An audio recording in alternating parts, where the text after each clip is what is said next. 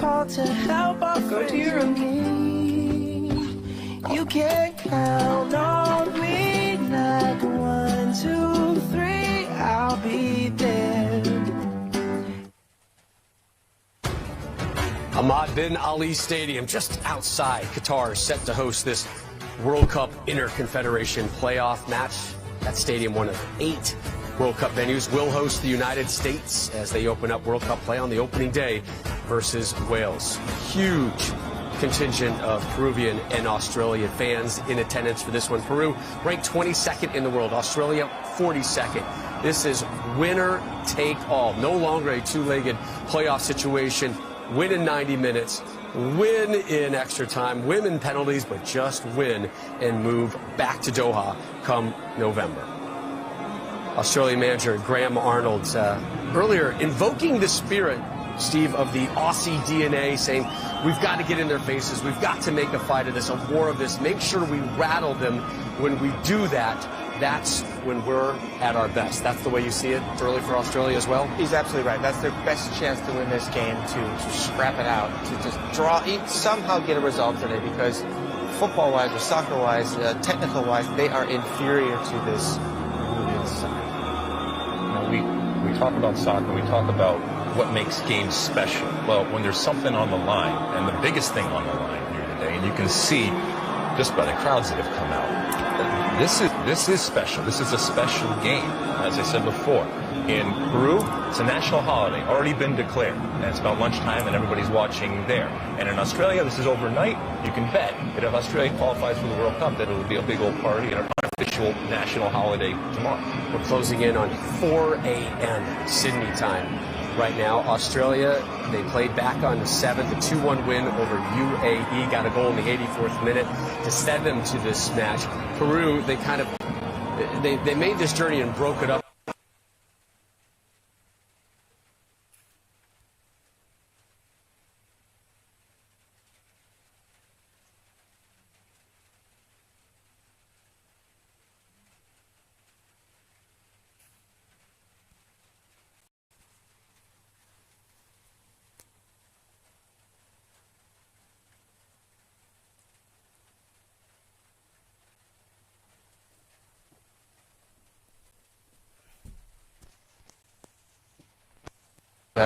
It's a tight one this time around, but they still have a chance tonight over 90 minutes.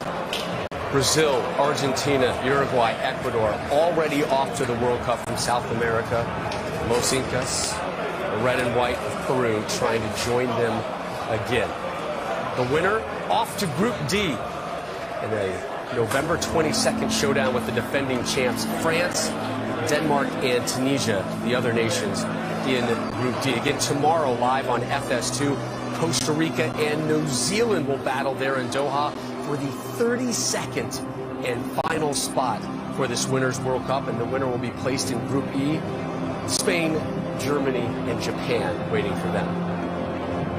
We see these pictures here, and oftentimes it's not just the team that we get excited about being at a World Cup, it's the country and the culture and the fans. And I'm hard-pressed to go one way or the other when it comes to, I think we're going to be delighted either way, with regardless of which team, if you were a neutral in terms of the fans coming. And they're already showing up in anticipation of that arrival.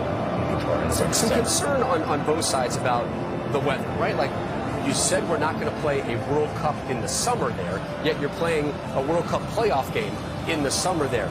The high in Doha today, about 98 degrees. On Wednesday, it's going to be up to 105. But Lexi, you've played in one of these venues. It may be hot outside, but inside, it's climate control. And look, they have a lot of money, and they are spending it in wise ways in terms of creating these environments, and they're making it better not just for the fans, but they're making it better for the players. And as you mentioned, this is in the middle of the summer. Come November, December, the temperatures are real cool, but they still have that climate control ability in a lot of these stadiums, and it is drastic. It is night and day. You know, you put a redhead out in the middle of the desert last summer when I was there, and I started sweating, and then I walked into the stadium, and it was as if I had gone to a different country, and certainly a different climate. 161 days out from the kickoff of the World Cup. Steve, we've been watching these images of the fans. We just saw that shot of the tunnel and the players kind of staring out and seeing I know this is a World Cup playoff game, but this feels like a World Cup game. It does. You see a little bit of nervousness in the face of the players. They're also focused. The team does a better job of focusing on the moment and being ready in those moments where maybe the game doesn't go exactly as planned or the start doesn't go exactly as planned. Can you pick up where you left off and focus on the next moment? I think this is going to be very, very important. And then it comes down to which group here has had more of these opportunities in their career, these moments. And I think Peru here has the edge. All those commable World Cup qualifiers and surreal South American environments definitely prep you for something like this.